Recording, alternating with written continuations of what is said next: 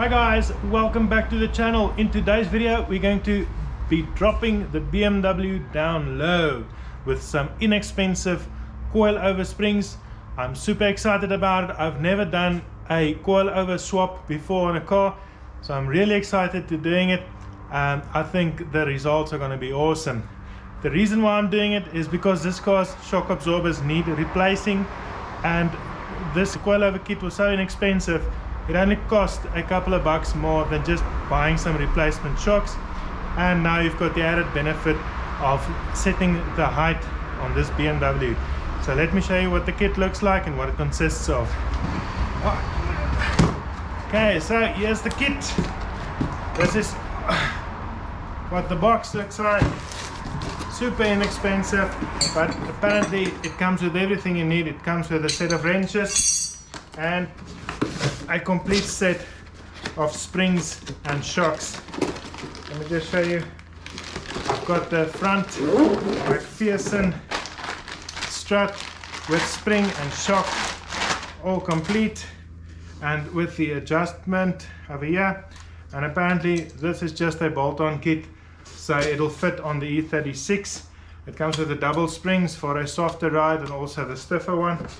So that's the front part. And let's see if I've got the rear. So that's the rear system. Comes with a shock absorber like so, and it comes with a stiffer and thicker spring to fit there.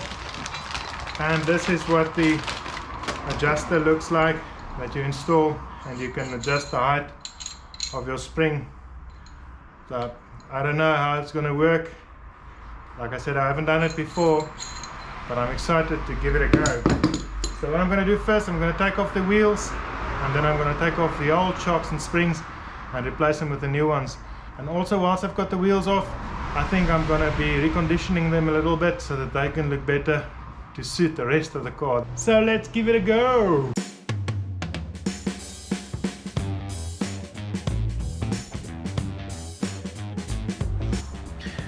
Right guys, taking this strut off really seems like it won't be any hassle at all.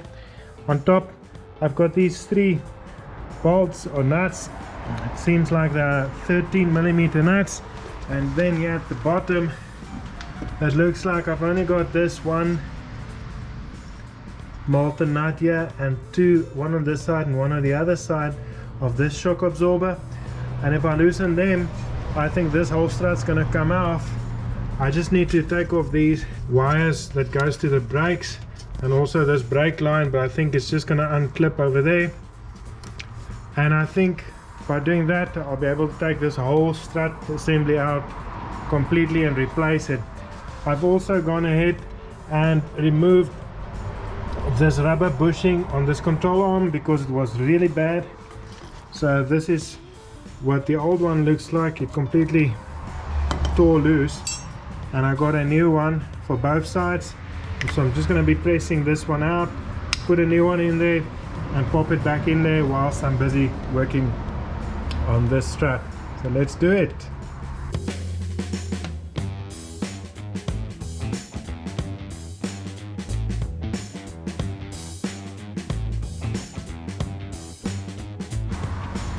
Right guys, here you can see the comparison between the old shock strut and the new one. Keep in mind that the new one is in its lowest position, so it can still lift substantially. I'm just going to take that strut brace off there, that strut bearing, and put it onto this new one because it didn't come with one, and then I can put this one onto the car. But apart from that, everything else seems as if it's going to line up perfectly. Let's give it a go. Right guys, I just want to give you a tip. I almost made the mistake myself. This spring is under immense pressure because it is held down by this shock absorber and the nut at the top here. So as soon as you loosen this nut, the whole thing's going to come flying off. Usually what you do is you take a spring compressor and you compress this whole thing, and then loosen that nut and then gently ease off on the spring compressor so that everything don't fly everywhere and someone gets hurt. I've got one of those, but I'm going to show you another trick. What I'm going to do is I'm going to put this strut base or this whole thing back on the car, and then I'm going to put some pressure on the bottom here with my jack, and then just compress the whole thing gently. And then when I loosen this nut at the top from the shock absorber, everything won't be flying all over the place, and then I can gently release the jack and the whole thing should come out without anyone getting hurt. And because I'm going to be using this old strut mount, I can just then replace this one and put it back in where this one comes out.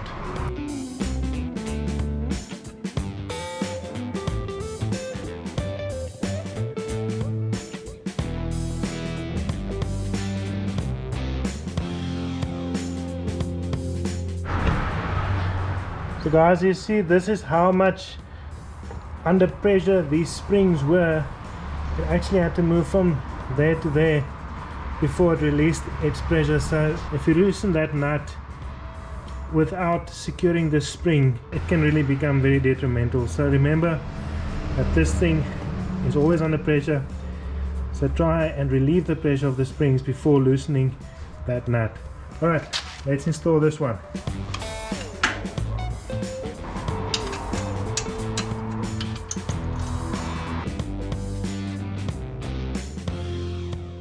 Right guys, now I can adjust the height with the spanners that I got. It's in the lowest position, so I've got an idea the car is going to be super low, so I'm going to have to adjust that, but I'll do that after I've done everything.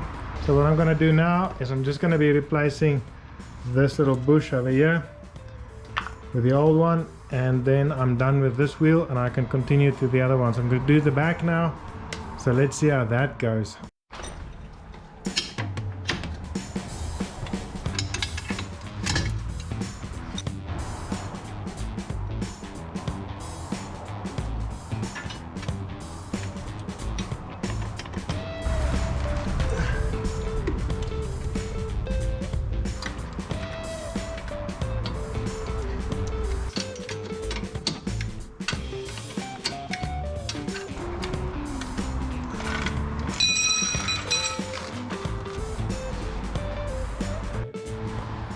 Right guys, so I've installed the rear shocks and springs. That was very simple, just took a little bit of gentle nudging to get that old spring out and put the new ones in. Very straightforward. What I'm going to do now before I put those wheels back on is I want to just refurbish them a little bit. So I'm going to take off the caps and then I'm going to degrease these wheels and then just lightly sand them all down with some 600 grit sanding paper. Mask up the tires, and then I'm going to paint it with this silver color by Rust-Oleum. I think it's going to make them look brand new again. So let me do that quickly and then we can put the wheels back on the car.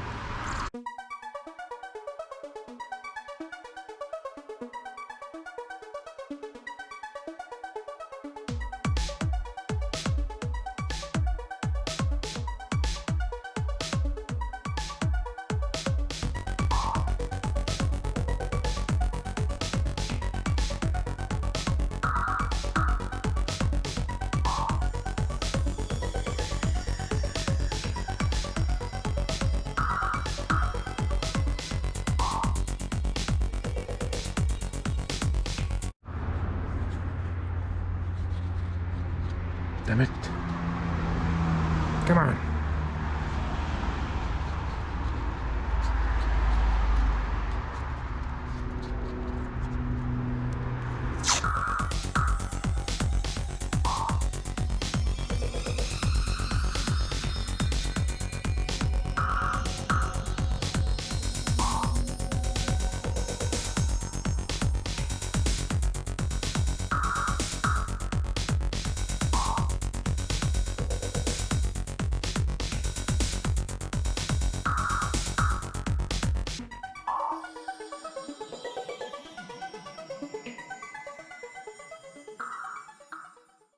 Okay guys, here you go, down on the floor.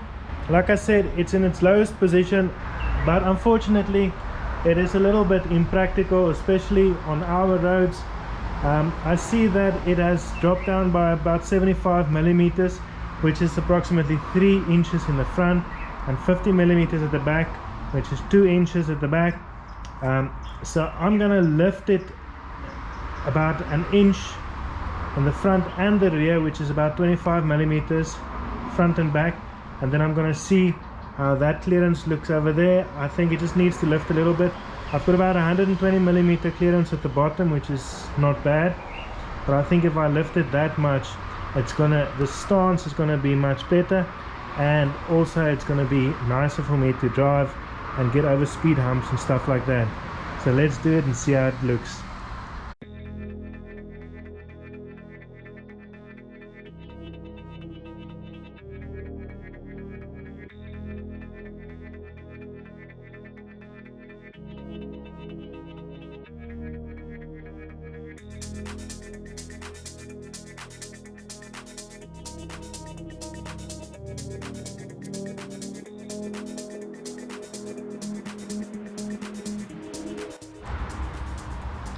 Cool guys, there we go.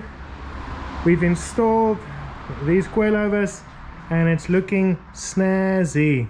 It's still a little bit low to my personal liking, but that's just me. I'm gonna see how it goes, and also I believe that it's gonna settle a little bit more when you drive with it, but I think it is looking very, very good. So that was a simple job for this week with some awesome results. Next week I believe I'm gonna finish with this little project. I'm just gonna be doing the lights, the headlights, or just restoring them a little bit, put some new indicators on there, and I'm gonna be doing some work on the interior just to snazz it up a little bit. I want to put a new gear knob on there and just clean it up nicely. And I also want to redo the steering wheel. I want to give it a go, redoing it in leather myself, and that's about it. And what are those? Could this be, are those diamonds? Could it be? I'm rich, I'm rich, I'm rich, I'm rich. See you later, suckers.